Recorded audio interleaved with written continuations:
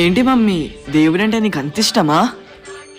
నాకే చిన్న కష్టం వచ్చినా నేనున్నానని నా వెంటే ఉండి నన్ను నడిపించేది ఆ భగవంతుడే రిషి. నీకు గుర్తుందా, కొన్ని సంవత్సరాల క్రితం నాకు ఆరోగ్యం బాగాలేదు. అవును మమ్మీ, చాలా హాస్పిటల్ తిరిగాం, తగ్గలేదు కదా. అంత కష్టకాలంలో ఒక మనిషి వచ్చి పలానా అడ్రస్కి వెళ్ళండి, మీ ఆరోగ్యం బాగైద్దని చెప్పాడా? అవును, అక్కడికి వెళ్తేనే కదా తగ్గింది. ఆ రోజు వచ్చింది మామూలు మనిషి అని మీరు అనుకుంటారు, కానీ సాక్షాత్తు ఆ భగవంతుడే వచ్చాడని నేను అనుకుంటాను. ఏంటి రిషి, భగవంతుడు అంటే ఇంత పిచ్చేంటి అనుకుంటున్నావా? నేనున్నానని నాకే అంత గట్టిగా చెప్తున్నావు కదా.